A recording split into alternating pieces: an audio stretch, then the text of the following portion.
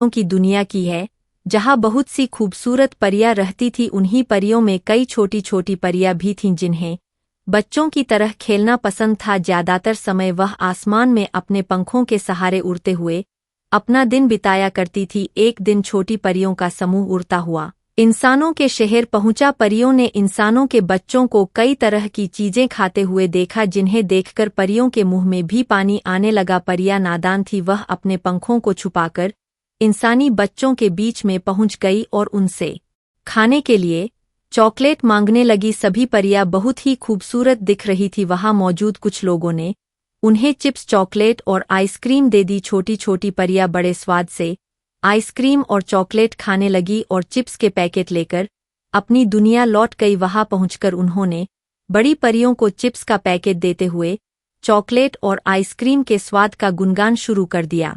परियों ने अपनी बच्चियों को समझाते हुए कहा, तुम लोगों को प्रकृति से प्राप्त शाकाहारी चीजों को ही खाने की इजाजत है। तुम लोगों को इंसानों के द्वारा निर्मित किसी भी वस्तु का सेवन नहीं करना चाहिए था। तुम्हें अपनी सेहत का ध्यान रखना चाहिए। छोटी छोटी परियां अपनी माँओं की डांट सुनकर रोने लगती है।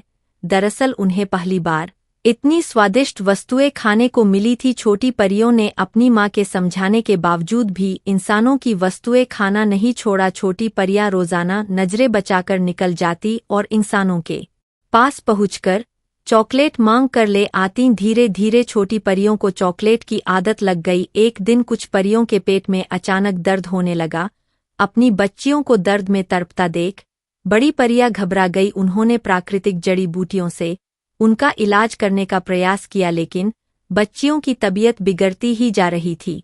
तभी एक परी ने कहा कि इंसानों की वस्तुएं खाने से बीमारी उत्पन्न हुई है, तो इलाज भी इंसानों के पास ही मिलेगा। बस फिर क्या था, सभी परियां साधारण रूप बनाकर अपनी बच्चियों के साथ इंसानों के बीच पहुंच गई और अपने बच्चियों को बचाने के लिए कई जगह पहुंचकर मदद मांगने लगी। तभी कुछ लोगों ने उन्हें डॉक्टर के पास जाने की सलाह दी। डॉक्टर परियों को देखते ही समझ गया कि यह इंसान की बच्चियां नहीं है।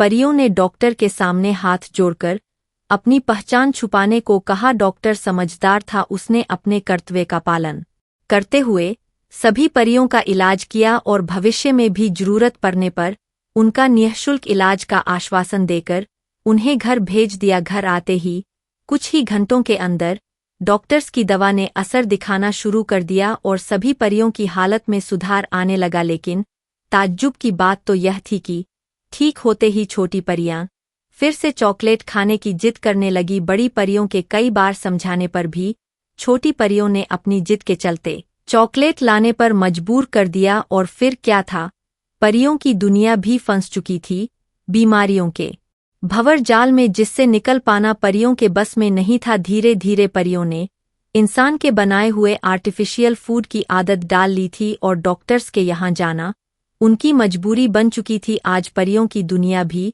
इंसानों की तरह प्राकृतिक वस्तुओं से दूर मानव निर्मित वस्तुओं पर आधारित हो चुकी है और इसी के साथ कहानी खत्म हो जाती है।